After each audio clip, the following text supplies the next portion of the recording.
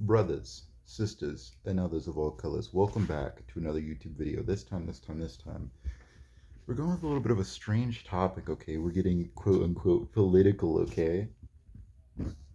Yeah, no.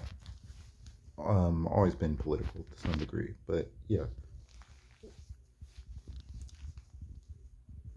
I was thinking about blackness, right? Just being a black guy, okay? Being a black person, um, and how it relates to my own concepts, I guess, and my circle of spirituality and spiritual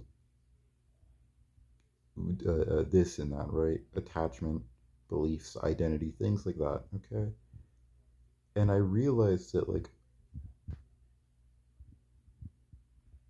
there are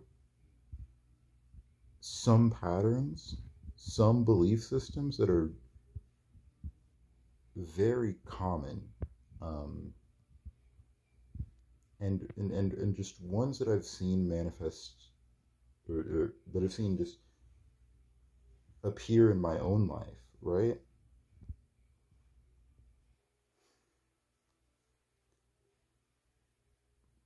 A lot of the information in my head is like tangled up. So I'll do my best, basically. But the first ones I've noticed is that like, or I guess I'll just go with. Uh, there's more intro to be said, okay? All right.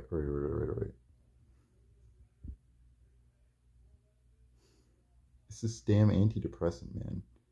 It's it's a little weird. I always start speaking in these weird, like disjointed concepts, just concept here, okay, and then concept here. Anyways, god damn it, tonsil stone. All right, give me a second. I gotta bring everything back into my mind.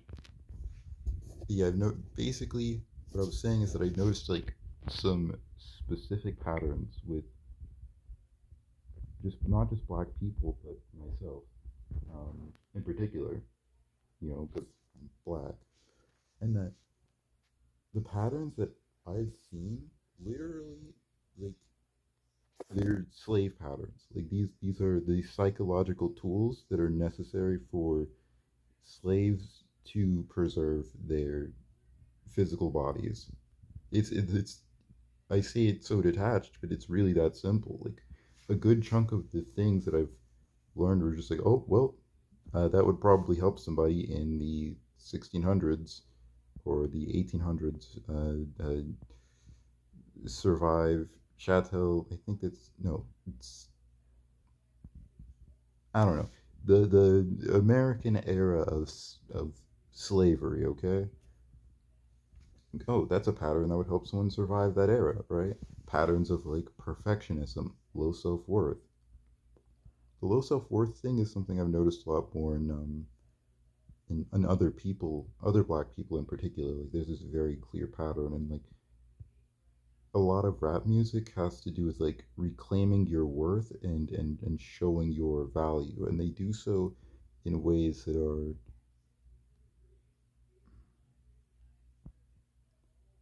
are stereotypical or I guess more naturalistic forms of value. Things like having, lots of sex, right? Natural thing to be considered valuable. Um,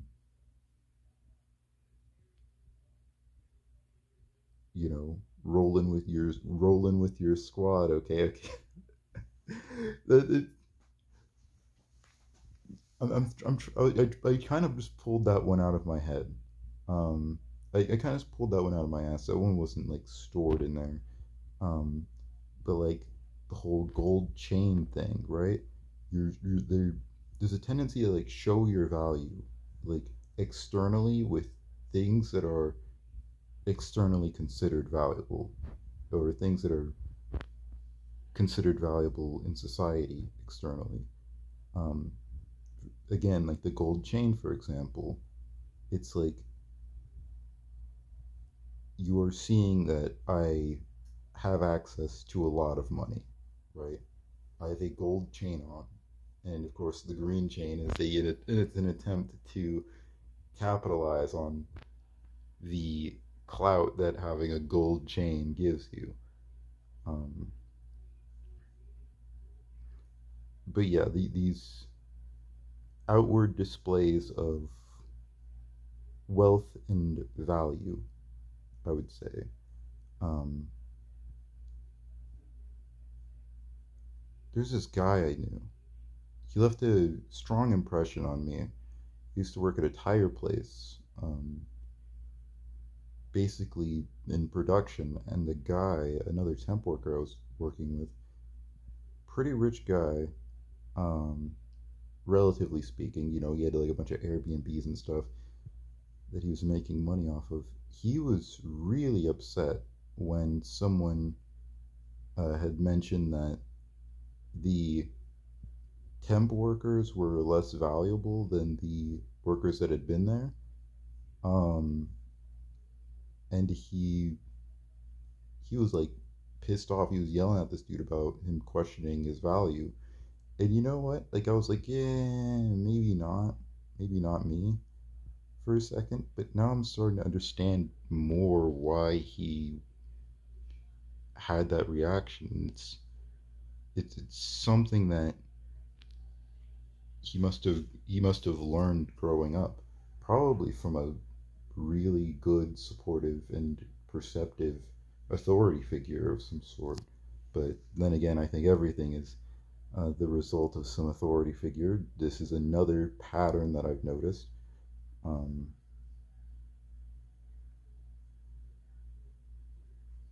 but yeah, like he was really upset with him about the idea that he was worth less than someone else. And I think it's pretty valid now that I actually think about it. It's like, of course, deciding what is and isn't valid, I don't think is. I would say I don't think it's useful, but like it's the best word or term I can use to describe it. Um, but anyways, it's the reason why is because like the comparison is not necessary. The people are still worth like the people who work there are still worth money regardless of what the temp workers are worth. You know what I mean? It's not the temp workers' fault that GNR is not paying them. Oh, whoops, liable. It's not it's not the temp workers' sort of fault that the temp agency was paying them more money. You know what I mean? And that GNR, the company that worked there, was incentivizing more temp workers than their um, not loyal legacy workers. What's the term? Their seniority, right? But the whole point is that like I noticed a very prominent pattern of self worth and self value um, within black communities and black culture. And I think there's like I know it goes back. It goes back to slavery and other people defining value for you, which is another thing I've noticed for myself.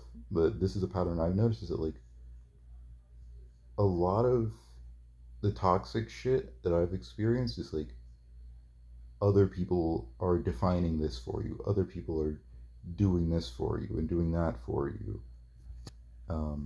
Just a total abandonment of responsibility on behalf of people, on behalf of some people, a sense that like people are controlling you, or trying to force you to do or be something that you aren't, um, or at least assigning those meanings to uh, actions. I've noticed that was a particularly prominent pattern, and it's in the environment. It's like I didn't just create these out of nowhere necessarily. Like these patterns, these beliefs are just a byproduct of growing up around people who have these patterns and beliefs.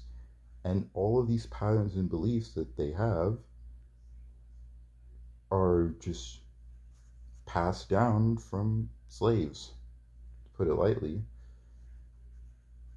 Like these are not patterns for this world, for this modern world.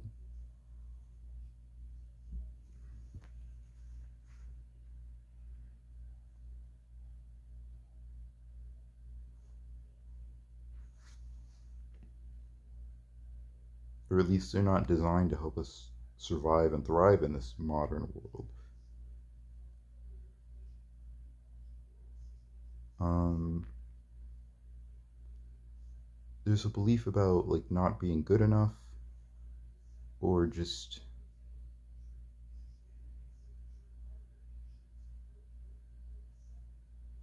generally just that, like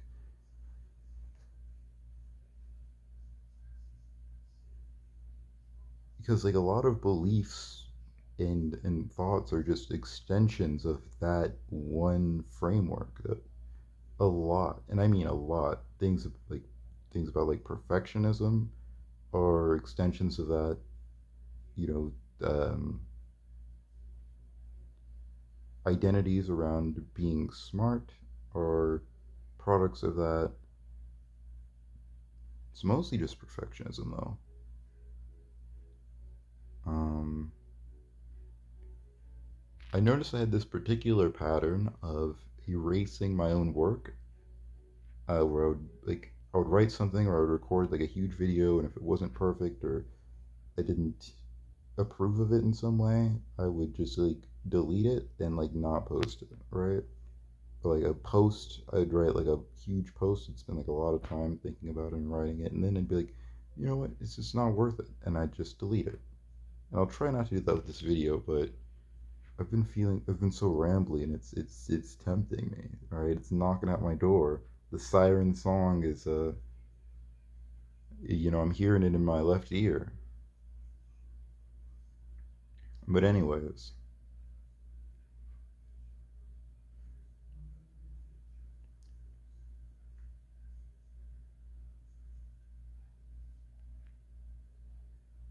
let me think.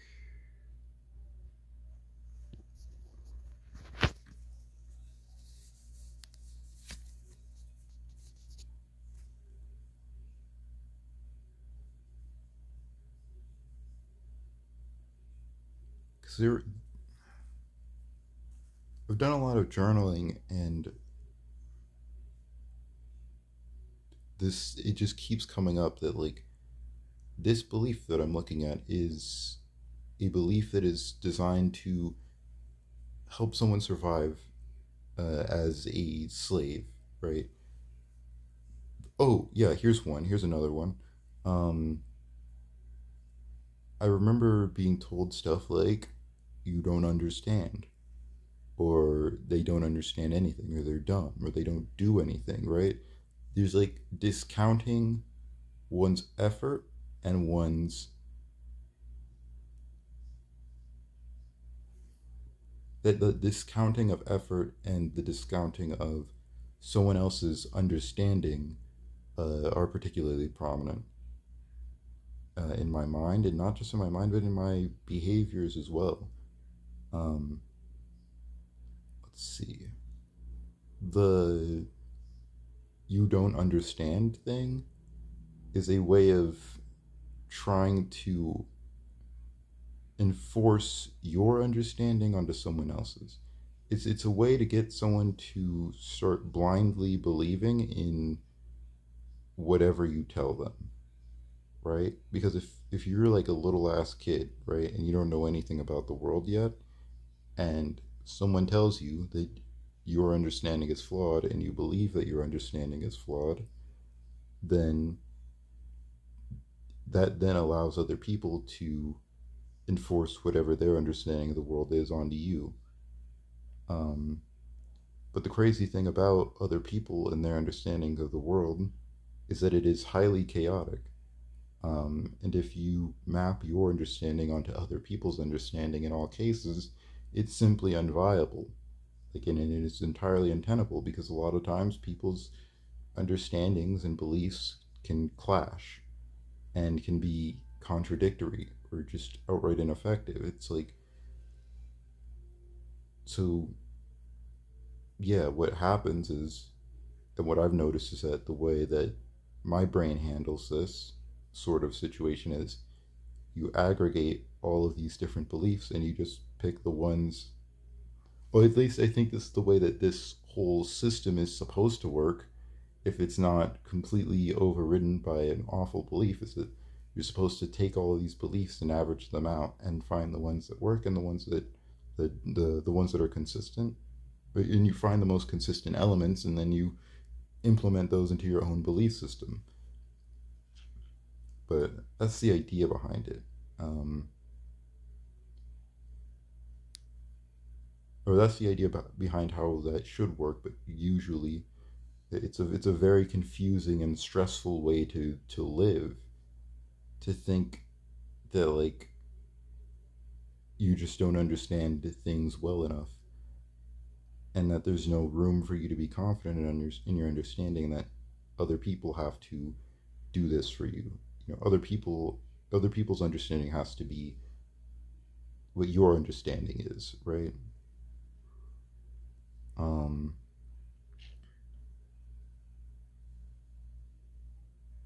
and that's just like, hey, there's an authority figure and they think they're better than you. I'm literally, when I as I say this, I'm thinking about, these European countries coming together to colonize Africa in the, you know, what was it? This is in high school history. I forget the exact date, but I know that it was a thing, okay? And they spread all this propaganda and they said all this stupid ass bullshit about how like they're dumb and they're not modern. They're like cave people. They're subhuman, right? Their advancement and their understanding were, you know, those were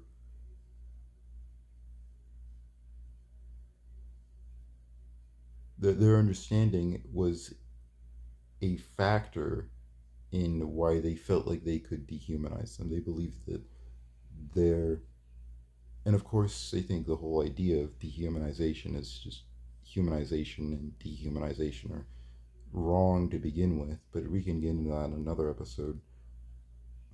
But that's kind of where I think the whole idea of like one's understanding is, or that they should believe the understanding of an authority figure, that authority figure being some fucking colonizing white guy.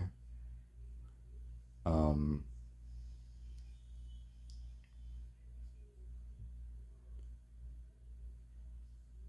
and then there's another pattern I've noticed.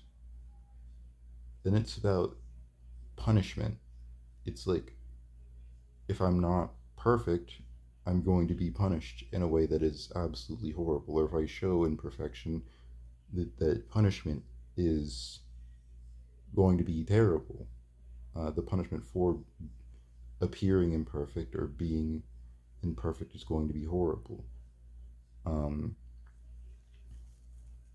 the issue with these beliefs, by the way, and holding these beliefs and living by them and even defending them, please, God, if you defend that shit in my comment section, I will actually verbally destroy you. There's a byproduct of that belief entering exiting my mouth, but like that's the thing. Like these beliefs, the whole problem is that they limit you. They're self-limiting. They create a they confine you. They confine your mind and force you to think about a single negative circumstance without thinking about how to avoid that or how to go higher or better. They keep you down. Beliefs about not being good enough keep you down. They don't make you better. The beliefs about perfectionism doesn't make you any better. Beliefs about your own self-worth doesn't make you any better. It just prevents you from learning how to be and actually being better. These beliefs do not create these realities. They attempt to they make these realities exhausting and unlikable. Like how can I think of myself as how can I be a smart person and think about myself as a smart person at the same time? I just can't do that. If I do try to do that, and this is again a product of that perfectionism that I was talking about earlier. If I try to be that person, I'll just be addicted to thinking that I'm smart and thinking that I'm capable and competent and all of these things instead of actually doing those things. That's why I spend hours and hours a day fucking browsing social media and watching YouTube is because of that belief, and like I had that impression for a second, that people may look down upon this mentality of taking responsibility, um, for these beliefs, and then it's like it's there's this like he said she said fucking bullshit that goes around, all right, and it's like it's not important, it's not relevant. We need to focus on what is important and relevant, and what it is getting rid of these belief systems that keep us limited, that keep us from moving forward. If we keep focusing on what they're doing and what how they're trying to influence us or tell us how to live, then it's like we can't actually live the way we want. If we're focusing on how they're making us live the way we don't want, how are we going to live the way that we do want? It's like, yeah, you're right, but like, what does that actually do for us? How do we move forward from there? We can't really.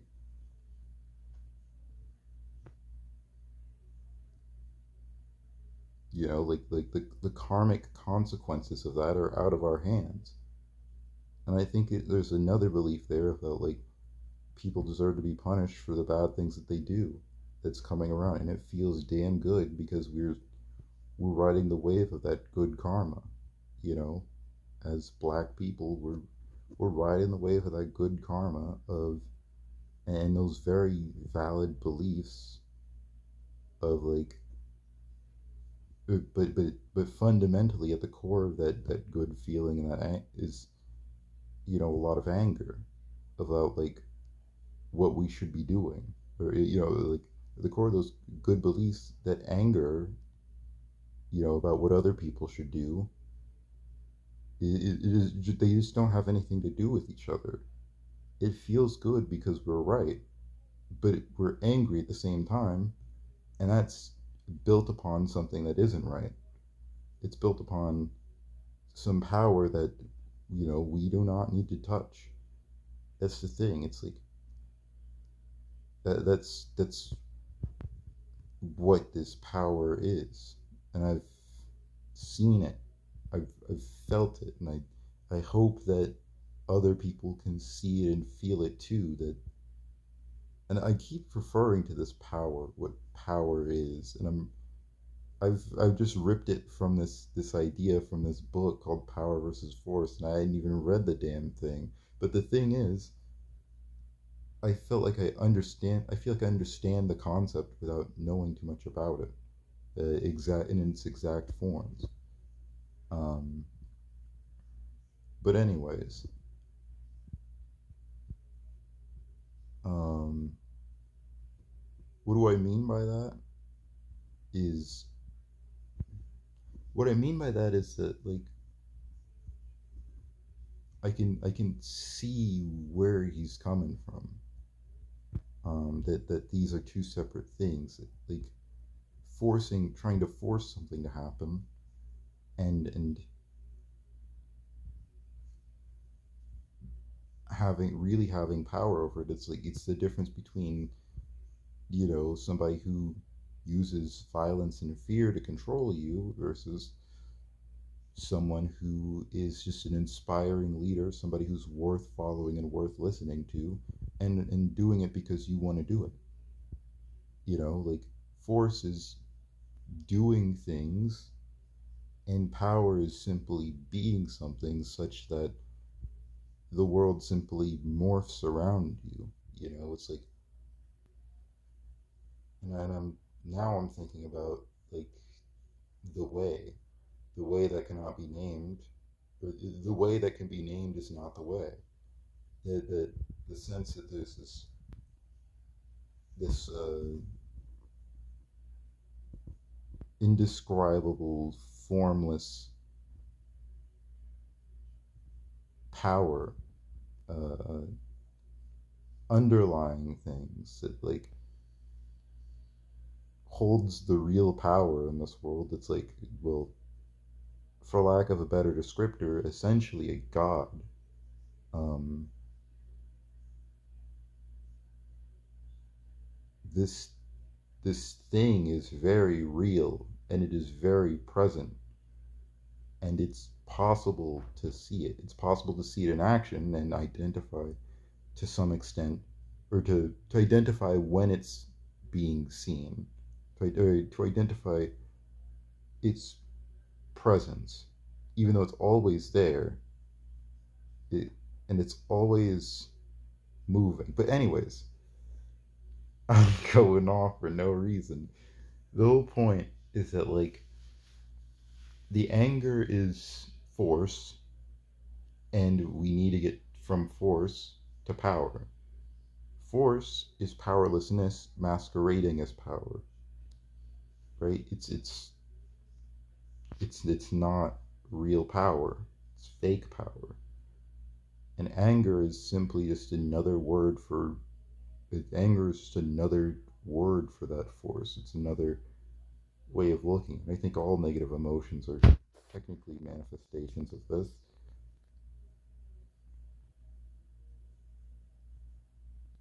It's but they're necessary. It's not that it's bad to have negative emotions. What I mean is that the place that those negative emotions exist in is bad. Where they're trying to go is good, right? Where they want to be is good. But you have to get there. You know what I mean? You have to go. You have to know you're in that state and then bring yourself there. In fact, you should kind of want to have negative emotions so that you can see them get to the place where they have their power. But anyways,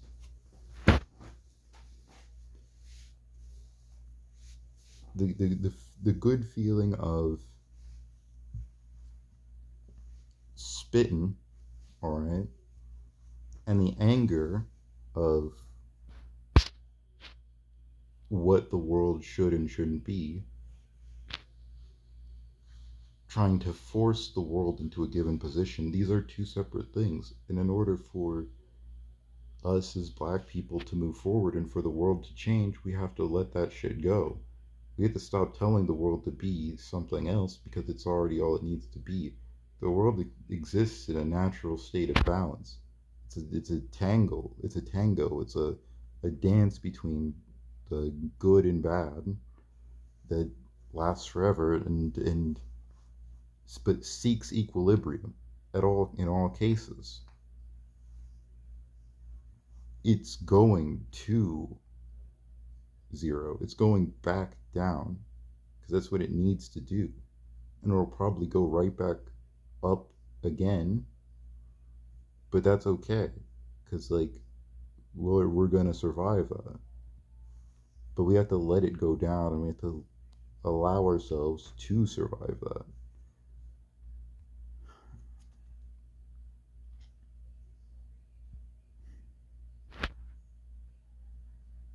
Hopefully, what I'm saying makes some semblance of sense. Usually, I try pretty hard to describe things in very literal and concrete ways so that people can very clearly and easily understand it. And this time, I'm kind of just letting it flow through my mind. And I'm not entirely sure if it's working or if it's even like comprehensible, but maybe I'll be more clear in another video. For now, I think I'm fine leaving this video how it is, and hopefully something of value can be gleaned from this. But anyways, that's all I got for you today. Peace.